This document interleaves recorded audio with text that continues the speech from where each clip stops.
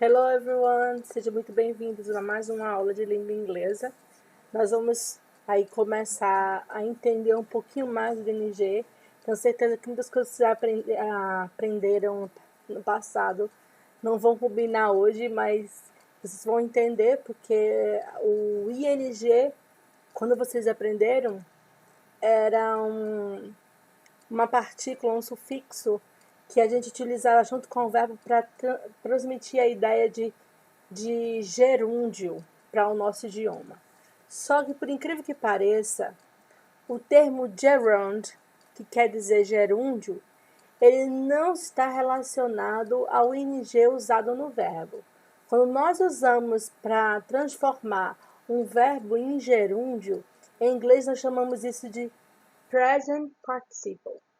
Como aqui no próprio site da IF, English Town, fala, ele diz o seguinte: o presente particípio, ou present participle, é mais comumente utilizado como parte da forma contínua de um verbo, inserido logo após verbos de percepção, movimento ou como adjetivo, certo? Então, se, por exemplo, eu utilizar um verbo que, como objeto, vai ser uma ação, eu vou usar um verbo com ing. Vamos ver esses exemplos, tá? A primeira coisa que a gente vai rever é o present participle como parte da forma contínua do verbo. E aí nós vamos ter o present continuous, o past continuous, né? E aí outras formações contínuas de verbos como present perfect, past perfect, entendeu? E outros mais. E um dos exemplos, eu vou pegar só esses dois primeiros, que são os mais comuns para vocês. He's painting. Ele está pintando, uma ação que acontece no momento em que se fala. She was waiting, uma ação em progresso no passado. Ela estava esperando. Então, esse verbo, juntamente com a partícula ing, o sufixo ing, marca aí o present participle, que para o nosso idioma nós chamamos de gerúndio. Mas a gente também vai usar esse present participle quando eu estou usando verbos de percepção. Como assim, professora? São verbos que têm relação com percepção, uma visão, como é o caso de só, passado, né? Olha o presente aqui, see, ver, viu, watched, observou, hear, quer dizer escutar. Então, vamos dar uma olhadinha aqui, ó. We saw him. Nós vimos ele. E quando nós o vimos praticando uma ação. E a ação foi swimming. Então, nesse caso, aí eu vou usar o present participle. Para o quê? Pode ser inserido após verbos de percepção, seguindo a construção de verbo, objeto. No caso dos objetos são as pessoas, né? Pode ser, no caso, him, her, tanto faz, né? Mas, por último, utilizando o verbo no present participle, que é o uso do verbo com ing. Nós temos aqui, vê-lo nadando, I wanted to have painted Sarah's portrait. Então, nós observamos ela pintando o retrato de Sarah, tá?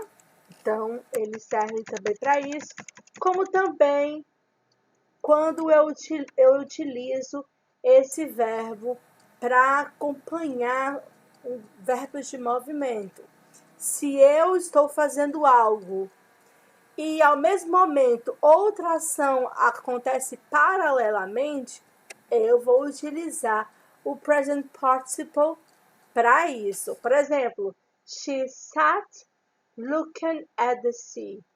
Ela sentava olhando, ou ela sentou olhando o mar, o oceano.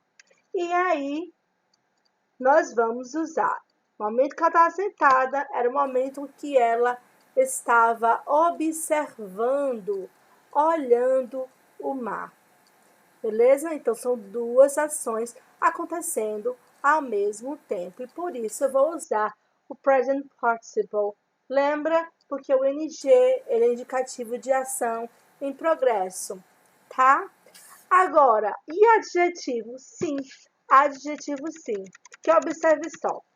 A palavra amaze, to amaze, é um verbo. O verbo maravilhar ou maravilhar-se. Então, quando eu digo que eu estou maravilhado, eu posso dizer que eu estou amazed. Mas quando eu quero indicar que essa qualidade pertence a uma coisa, tá? A um objeto e não a um ser humano, então nesse momento eu vou usar o ing. Aí vai ficar: Did you read that amazing book? Quer dizer, você leu aquele livro maravilhoso. Observe que movie não é ser humano. Então, eu vou dizer exciting. This movie is so exciting. Esse filme é muito empolgante. Agora, se eu vou dizer que eu, um ser humano, estou empolgada, aí vai ser diferente. Aí eu vou dizer I am excited. Excited quer dizer com ED no final, tá? Agora vamos para o próximo que vai ser o gerund. Professora, gerund não é o mesmo nosso nesse caso, não. Nesse caso, gerund, em inglês, ele é utilizado para substantivar um verbo. Quando eu quero dar nome à ação, eu falar da ação como um nome. Assim, em língua portuguesa, como é que a gente faz isso? Geralmente, a gente coloca um artigo na frente desse verbo. Por exemplo, o correr é um ato de libertar-se. O ensinar é uma atitude maravilhosa, tá? Então, nesse caso, a palavra correr deixa de ser verbo por causa do o na frente, o artigo, e passa a ser um substantivo, o nome da ação. E em inglês nós chamamos isso de gerund. Então, nós temos aqui eating people is wrong. Comer pessoas é errado. Eu achei muito divertida essa frase aqui, ó. Antropofagia, pelo amor de Deus, né? Ninguém vai querer comer gente. Ninguém é Hannibal aqui. And driving too fast is dangerous. Perdão. Is dangerous. Driving é dirigir. Mas o dirigir muito rápido é perigoso. O ato de dirigir muito rápido é perigoso. Quando eu uso esses verbos dessa maneira, eu estou, na verdade, transformando um verbo em substantivo. No caso, nesse contexto, o nome da ação. Outra coisa, já que a gente está aqui, vamos citar outras condições para usar o ing? Olha, observe essa situação aqui. Toda vez que eu for usar um verbo que tenha preposição, nesse caso, se o objeto desse verbo for uma ação, eu vou ter que utilizar o ing. Por exemplo, can you sneeze without opening your mouth? Quer dizer, você pode espirrar sem o quê? Sem as mãos? Não. Sem abrir a boca. Então, vai ser without opening.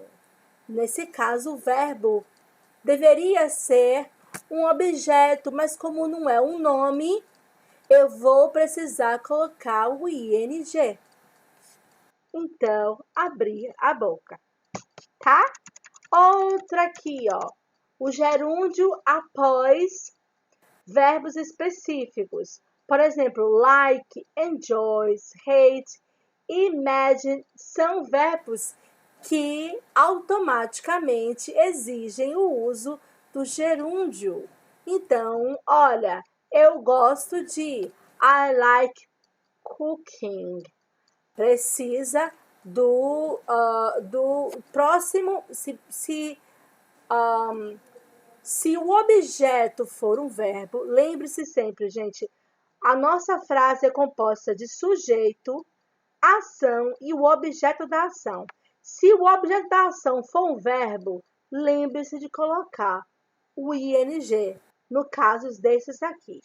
Aprenda também a pesquisar os verbos que você conhece, ver se precisa ou não precisa de uma preposição, e isso vai ajudar muito vocês. Sabe, por exemplo, se precisa de ing, porque no caso de stop, por exemplo, ele precisa, porque todos os verbos que vêm depois de stop, o verbo stop, vai precisar de ing. Por último, na questão do gerúndio para substantivo composto. Obviamente, eu estou usando o verbo para formar palavras. Então, nesse caso, se esse verbo trabalha numa formação de uma palavra, por exemplo, aulas de direção, esse verbo, né, de dirigir, eu vou usar ing. Então, fica driving lessons, aula de direção. Piscina para nadar, swimming pool, certo? Swimming pool. E aí, gente, terminamos aqui a nossa explicação. Espero que vocês tenham entendido, que isso tenha ampliado o vocabulário de vocês. Não esqueça de acessar sites como esse, né? Sites como o site da IF Englistal, e tenho certeza que vocês vão gostar. Um abraço e tchau!